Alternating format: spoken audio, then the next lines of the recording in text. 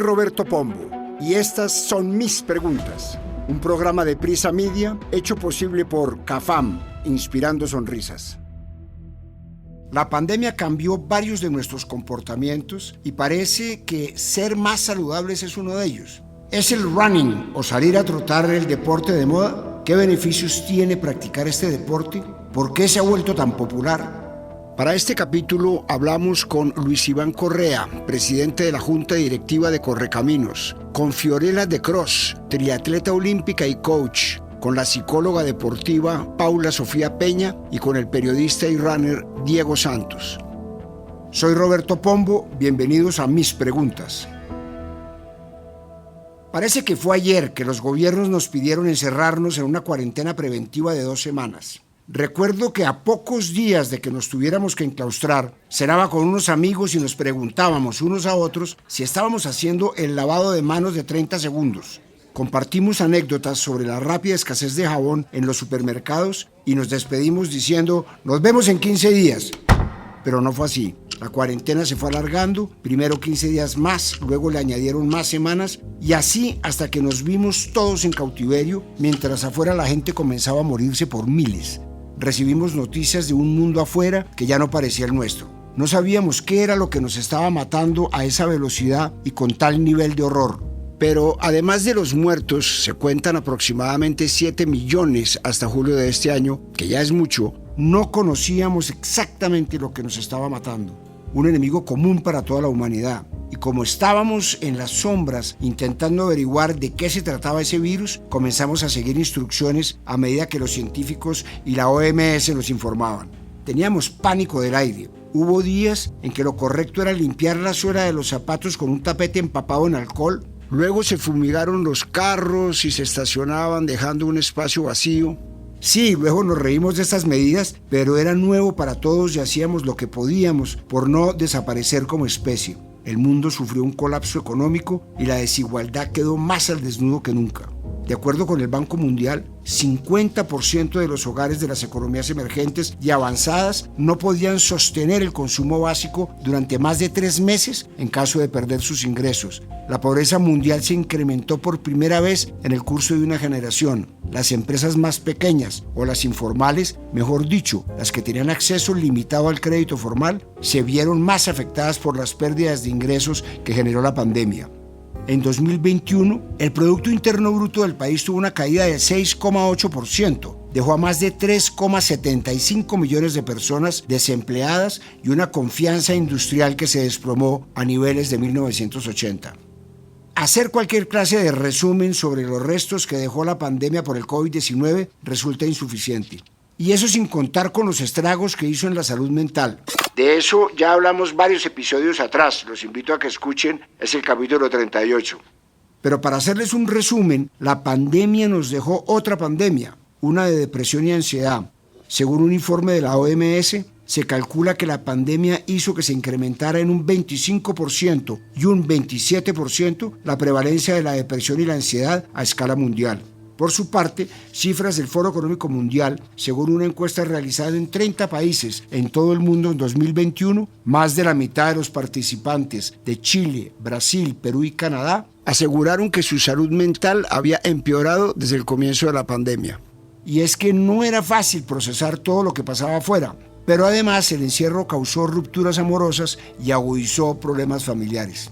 Estar en una casa todo el día, todos los días, las mismas personas, es más cercano a un experimento social que a un método de conservación.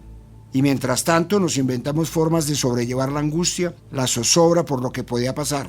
Ante la incertidumbre, comenzamos a caer en clichés para sentir que no estábamos solos o que seguir viviendo tenía sentido. Por ejemplo, muchos de mis conocidos comenzaron a hacer su propio pan y la foto de cientos de panes de banano y de masa madre se volvió tendencia. Tantos otros llenaron mandalas y varios más espirituales, comenzaron un camino de autodescubrimiento a través del yoga y de la meditación. Aquietar la mente se volvió una necesidad. Muchos conocidos que cambiaron de carrera después de los 50 y los 60, incluso se convirtieron en mejores personas. Fue como si el mundo entero sufriera una crisis de los 40. Pero hubo un cliché en especial que trascendió y se ha vuelto en el estilo de vida de cientos o miles y que todavía permanece. el running, o como decimos normalmente, salir a correr. Esa práctica deportiva ha logrado un pico importante de seguidores en los últimos 3 años. Esto comenzó como una excusa perfecta para salir de la casa durante el encierro y terminó siendo la cura perfecta para muchos males de salud física y mental. Cada vez son más los conocidos que se van temprano de una cena o una fiesta porque al otro día madrugan a trotar, o incluso puedo decir que ha sido el causante de al menos una separación porque el estilo de vida de entrenamientos los separó. Todos hablan de la tal carrera 10K o de ir a correr una carrera en la Ciudad de México o en Boston o Berlín. Se volvió todo un estilo de vida, la ropa, los accesorios, la dieta, la vida social, todo comienza a girar en torno a esta nueva práctica. Aunque no hay números oficiales de cuántas personas practican este deporte, podemos sacar un cálculo rápido con la cantidad de competencias que hay cada año. Al finalizar este año, en Colombia, se habrán corrido más de 40 carreras en todas las modalidades, 3, 5, 10, 15, 21 y 42 kilómetros. Aquí vale la pena hacer una aclaración. Si usted no es un entendido en el tema, como es mi caso, debe saber que una media maratón equivale a 21.1 kilómetros y una maratón es de 42.2 kilómetros. Y es que son competencias para todo el mundo. Las corren niños, personas en situación de discapacidad, personas de la tercera edad. También se corren carreras en las que hay música o en las que se lanzan polvos de colores. Es un evento pensado para el deporte, pero también para el entretenimiento. Las carreras también son un muy buen escenario para apoyar causas de ayuda. Así como en un partido de fútbol de beneficencia uno paga por ver jugar, en las carreras uno participa directamente de la competencia, es más que un simple espectador. En Colombia se corren carreras por causas como la Carrera por los Héroes, que busca ayudar a los miembros de las fuerzas militares y de policía heridos con discapacidad, sus familias y las familias de los fallecidos. Los formatos para practicar este deporte son varios. Por ejemplo, en Bogotá hay una comunidad llamada Midnight Runners, en la que los participantes salen a correr en grupo después del horario laboral. Son 15 capitanes que de forma voluntaria se encargan de trazar 2 rutas de 5 y 10 kilómetros. Este grupo hace parte de una iniciativa global y que también existe en otras 17 ciudades como Buenos Aires, Santiago, París o Barcelona. Pero también está el trail running, que es un primo cercano del running y también ha tenido un boom reciente. Es muy similar, se trata de correr, sí, pero de correr en los cerros o en otros lugares con pendientes. Y es que a raíz del encierro las personas empezaron a valorar mucho más las actividades al aire libre, la libertad de movilizarse. Esta clase de grupos se ha vuelto muy popular, porque cuando pensábamos que practicar running se trataba exclusivamente de correr, estábamos equivocados. Hay varias decisiones que se toman y una de ellas es correr en equipo o solo. Sí, así como Midnight Runners, existen varios equipos o grupos que se reúnen para entrenar o simplemente correr acompañados. No hay decisiones equivocadas, cada una tiene sus ventajas y sus desventajas. Correr en grupo, por ejemplo, tiene la evidente ventaja de conocer gente nueva que comparte un interés con uno. También se crea un compromiso y así evita uno comenzar a sacarle el cuerpo, que es mucho más fácil si uno sale solo. En una ciudad como Bogotá, salir a correr en grupo tiene la ventaja de sentirse más seguro, especialmente si es mujer. Y también se aprende más de los demás, se comparten técnicas, tips, consejos que lo ayudan a ser un mejor maratonista. Pero si de competir se trata, debemos hablar de la Media Maratón de Bogotá, que en su versión de este año reunió aproximadamente 38.000 atletas de varios países del mundo. Como es usual, los más destacados fueron competidores de países africanos, pero más adelante hablaremos de eso. Desde que se creó, 770.000 personas han participado de esta competencia. ¿Por qué cree que ha sido un evento con tanto éxito en el tiempo? Le pregunto a Luis Iván Correa, presidente de la Junta Directiva de Correcaminos, entidad que organiza esta competencia. La Media Maratón de Bogotá se ha convertido desde el año 2000 en un emblema del atletismo colombiano, de la ciudad de Bogotá. Pone en el panorama mundial de las principales carreras de atletismo del mundo a Bogotá, Colombia, Sudamérica, Latinoamérica. Ha contado siempre con una participación cercana a las 40.000 personas. Ha tenido presentes en Bogotá todos los atletas que más adelante o antes han sido campeones mundiales olímpicos en las distancias largas, en media maratón y maratón. maratón y le han permitido siempre correr a esos 40.000 aficionados y participar en una carrera supremamente bien organizada de estándar internacional para probarse en esas distancias. Ha sido un referente para el país porque en el año 2000 existían en Colombia muy pocas carreras de atletismo y esto ha generado un boom en el atletismo nacional. Casi todas las ciudades capitales y algunas intermedias tienen hoy medias maratones y la proliferación de carreras de calle y la afición por el atletismo ha sido supremamente grande durante todos estos años, de manera que confiamos en poder seguir realizando este evento por muchos años más y brindarle a Colombia y a Bogotá un evento de inclusión, de deporte, de diversión para beneficio de toda la comunidad. Un medidor de la popularidad de este deporte es que en el mundo se organizan más de 800 maratones cada año. Sin embargo, solo 6 cuentan con el título de Gran Maratón, World Marathon Major. El maratón de Tokio, el maratón de Boston, el maratón de Londres, el maratón de Berlín, el maratón de Chicago y el maratón de Nueva York. Estas 6 carreras son las que todo maratonista, atleta, corredor o simplemente gomosos del running quieren completar. Pero participar en ellas no es tan sencillo como inscribirse en una página web. Veamos, por ejemplo, el caso de la Maratón de Nueva York, una de las carreras más codiciadas del mundo. Quienes quieran colgarse esa medalla deben cumplir con varios criterios de elegibilidad antes de tener un cupo siquiera. La organización hace un sorteo de selección solo para tener la oportunidad de participar en el maratón real. Además, está la tarifa de registro, que depende de si se es residente en Estados Unidos y si se es miembro del grupo de New York Road Runners. En este caso, la tarifa de inscripción es de más de $255. Y si usted es residente pero no miembro de este grupo, debe pagar más de $295. Pagar esa cantidad de dinero por competir y sin tener muchas posibilidades de ganarse el premio me parece algo excéntrico, pero busqué a un apasionado por el tema, a un hombre que incluso por puro hobby subió el alto de letras trotando al periodista y runner Diego Santos y le pregunté: ¿por qué cree que el running se ha convertido en un deporte tan popular y por el que miles de personas pagan cientos de dólares por participar en sus competencias? Esto me dijo. Roberto, definitivamente han sido las redes sociales las que han jugado un papel preponderante para la eclosión del running como un deporte que hoy es tan popular. En las redes sociales lo primero que uno ve es personas con las que uno se puede asemejar o personas que lo inspiran a uno que están practicando el running. Entonces se van a correr la media maratón de Bogotá, se van a correr la maratón de Chicago, se van a correr una maratón en Valencia y eso tiene pues un efecto motivador de decir yo también lo puedo hacer. Si este personaje que yo conozco y con el que comparto a diario pues lo está haciendo, ¿por qué no yo? Y cuando uno ya arranca a correr se convierte en una fiebre, es una especie de adicción y ahí es donde viene el segundo componente de su pregunta, que es ¿por qué la gente se gasta tanta plata en este deporte? Y es porque uno pensaría que es ponerse unos zapatos y ya, y no, aquí están los zapatos, aquí están las bandas, aquí están los relojes, aquí están los viajes, los masajes, el fisioterapeuta, la ropa, una cantidad de cosas que quien se aficiona pues tiene que saber que se tiene que meter la mano al bolsillo, pero es sumamente satisfactorio este gusto tan saludable. No existen datos precisos de cuántas personas en el mundo lo practican. Se calcula que solo en Estados Unidos al menos 50 millones de personas practican este deporte. De acuerdo con una encuesta hecha en 10 países por la empresa de análisis de datos Nielsen, 4 de cada 10 personas se consideran corredores y el 30% de ellos corre al menos una vez a la semana. En Argentina, por ejemplo, según la encuesta nacional de actividad física y deportiva realizada por el Ministerio de Turismo y Deporte de la Nación, en 2021, la mitad de las personas que hacen alguna actividad física eligen el running, y esto en el país de Maradona y Messi es mucho.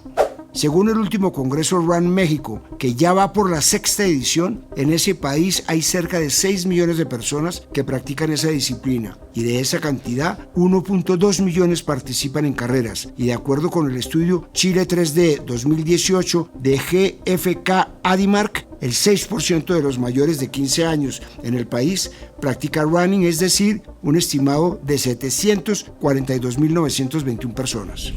A nivel económico, también es un deporte que ha logrado abrirse un espacio entre otros más famosos, emocionantes o que pueden tener más ingresos por ser transmitidos.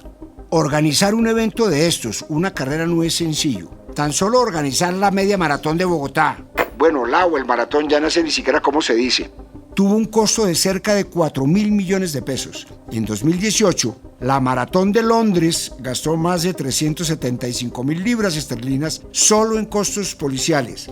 Pero por otra parte, esto también se ha convertido en un buen negocio para marcas de implementos deportivos o de tenis. Este es el caso de la marca de zapatos Hoka, fundada en 2009 y adquirida en 2013 por Deckers.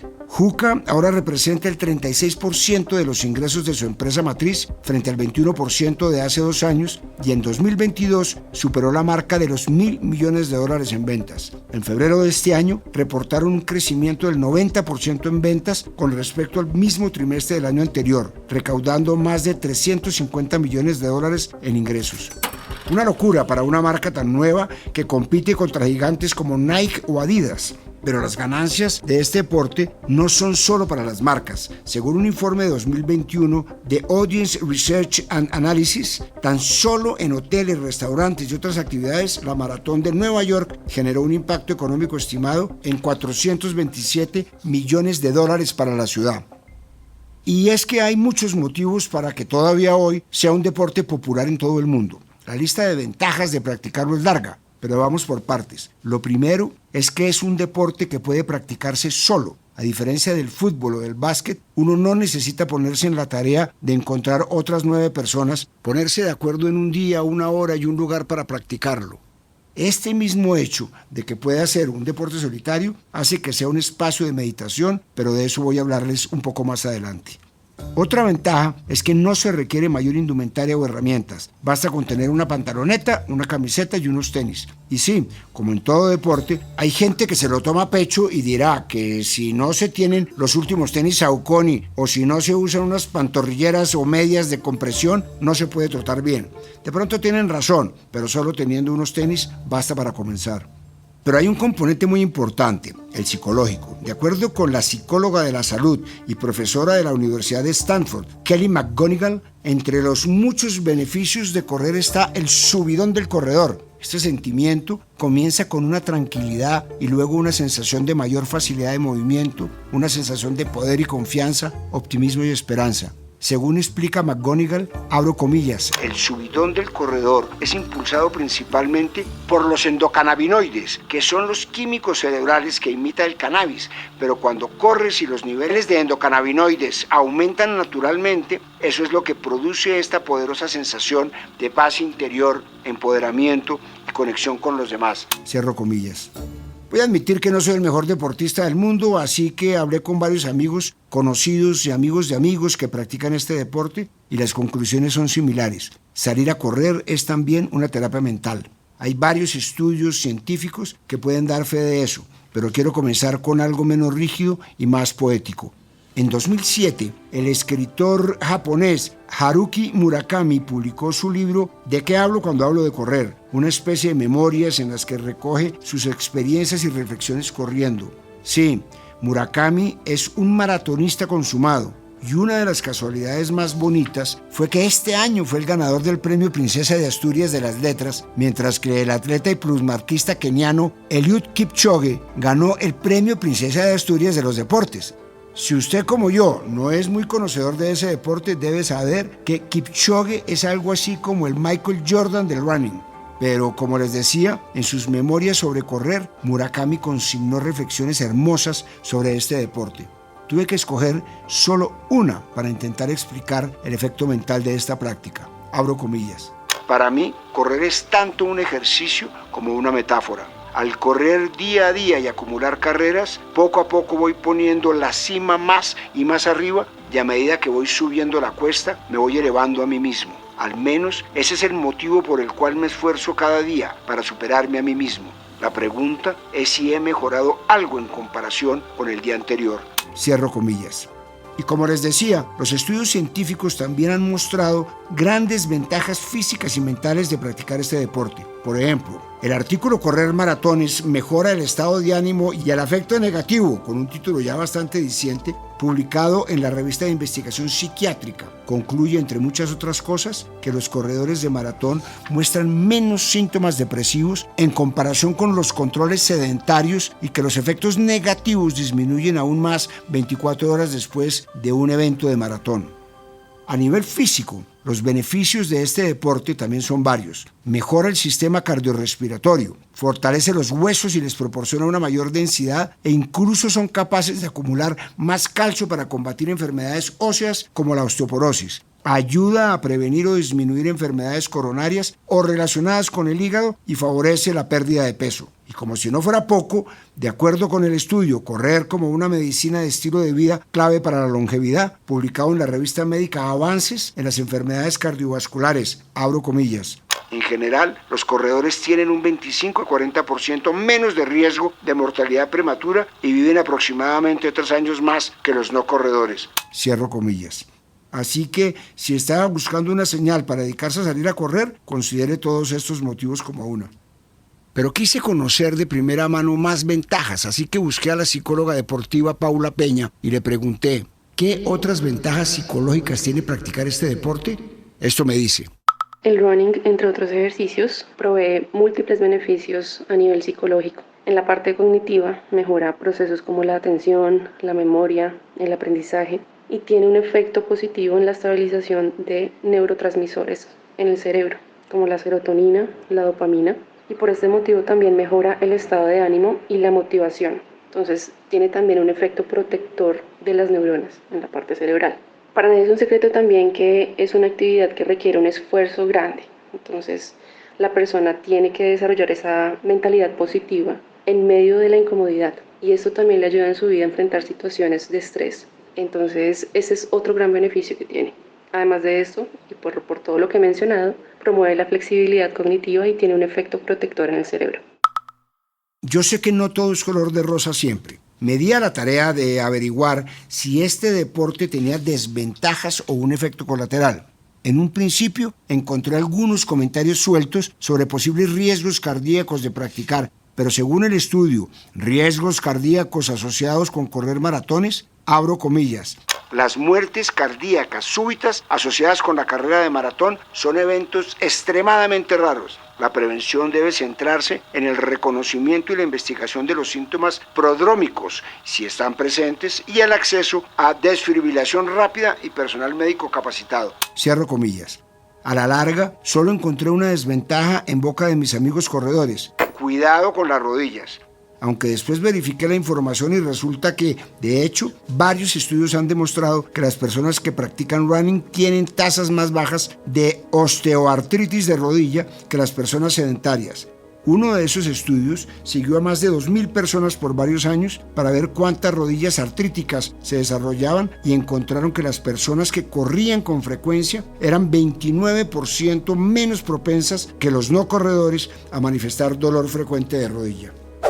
En Colombia parece que todavía no somos potencia en este deporte. Si bien hemos visto una asistencia masiva a las competencias y carreras en el país, e incluso de colombianos en las carreras en el extranjero, a nivel competitivo es otro tema. ¿Pero por qué no logramos destacar? Si bien es un deporte que de manera amateur se puede practicar fácilmente, a nivel profesional requiere un entrenamiento que es costoso y toma mucho tiempo. Quizás con el tiempo se logre un mayor apoyo para tener más corredores destacados en los podios de las carreras más importantes. Sin embargo, hay dos colombianos que lograron triunfar en este deporte hace varias décadas, Álvaro Mejía y Domingo Tibaduiza. Mejía era un migrante, un obrero latinoamericano que vivía en la bahía de San Francisco y que en 1971 ganó la maratón de Boston al terminarla en poco más de 2 horas con 18 minutos. 11 años después, otro colombiano fue el más rápido en una de las más grandes maratones. En esta ocasión fue el boyacense Domingo Tibaduiza, quien quedó de primero en la maratón de Berlín al terminarla en 2 horas y 14 minutos. Dos pioneros y leyendas colombianas de este deporte. ¿Qué tiene que pasar para que podamos tener más atletas triunfando en este deporte? Le traslado la pregunta a Fiorella de Cross, triatleta olímpica. Lo que tiene que pasar para que podamos tener más atletas triunfando en el deporte como el atletismo, tiene que haber una inyección de dinero muy grande que le permita a ese grupo de atletas talentosos acceder a los servicios de recurso humano y de recurso material para poder llegar a ese nivel de podio. Si no existe esa inyección de dinero es muy complicado porque el deporte a ese nivel se resume a la disponibilidad de la plata para yo poder pagar ese tipo de servicios, ese tipo de entrenadores, ese tipo de material, ese tipo de modelo de vida que hay que tener que me permita competir, o sea, que me permita entrenar a ese nivel, competir y tener la tranquilidad y tener todo ese recurso que se necesita para poder acceder a esos servicios. Quienes sí son una potencia en este deporte son los corredores africanos. Ya les he mencionado 2 veces al keniano Eliud Kipchoge, bicampeón olímpico de maratón en 2016 y 2020, y es campeón en 10 grandes maratones. Una vez campeón de la maratón de Chicago, campeón de la maratón de Tokio y 4 veces campeón de la maratón de Londres y otras 4 en Berlín. Solo el año pasado estableció un nuevo récord mundial de maratón cuando terminó la carrera de Berlín en 2 horas 1 minuto 9 segundos. Superó la marca lograda en 2018 por él mismo, un verdadero prodigio. Pero no vayamos tan lejos, solo la última media maratón de Bogotá la ganó el marroquí Omar Ait Chitachen con un tiempo de 1 hora 3 minutos 50 segundos, seguido por los kenianos Ezra Tanui, Edwin Soy y Paul Tanui. En la categoría femenina la ganadora fue Daisy Kimeli, sí, adivinaron, de Kenia, seguida por Anchalen Haimanot de Etiopía. Pero ¿por qué son tan buenos los africanos en este deporte? Las explicaciones son varias. Adharanan Finn, autor del libro Correr con los keniatas, pasó 6 meses viviendo en el Valle de Rift en Kenia para responder esta pregunta. Según Finn, no hay ningún secreto más que todo un crisol de factores combinados para formar la receta perfecta para producir corredores de larga distancia. Uno de estos factores es que crecer sin zapatos, sin amortiguación protectora debajo de los pies, significa que aprenden a conectarse con el suelo y moverse de manera más eficiente. Otro factor importante es la altura. Todos los centros de formación clave, como Iten, Kaptagat, Eldoret en Kenia, Bekoji y Addis Abeba en Etiopía, se encuentran a gran altura donde el aire enrarecido dificulta la carrera. Dice Finn en su investigación que, abro comillas, si les preguntas a los propios kenianos por qué son tan buenos, es casi seguro que comenzarán a contarte lo lejos que corrían todos los días hacia y desde la escuela. Cierro comillas. Y así como los mejores ciclistas colombianos crecieron subiendo cuestas en sus bicicletas, los mejores corredores de Kenia provienen de entornos rurales donde después de ir y venir de la escuela todos los días tienen que pastorear ovejas, ir a buscar agua o cavar la tierra. Y por supuesto, ser maratonistas de talla internacional se ha convertido en una opción casi la única de salir de la pobreza. La respuesta es triste, lo sé. Por fortuna, la pandemia dejó al menos algo bueno. Quizás algún día me anime yo a salir a trotar y sentir en carne o en mente propia ese subidón del corredor del que se habla. Por ahora me resulta más fácil seguir con el hábito propio que me ayudó durante el encierro del COVID, maratones completas de leer y escribir. Soy Roberto Pombo y este fue el capítulo 51 de Mis Preguntas. Nos vemos en un próximo capítulo. A partir de este momento, este capítulo de Mis Preguntas queda disponible en todas las plataformas de podcast. Este episodio fue posible gracias a CAFAM, Inspirando Sonrisas. En la dirección, Roberto Pombo. Asesor editorial, Daniel Sampero Espina. Investigación y entrevistas, Johnny Rodríguez. Producción de campo, Marcela Salazar. Dirección de sonido y postproducción, Daniel Murcia. Edición de sonido, Carlos Bernal.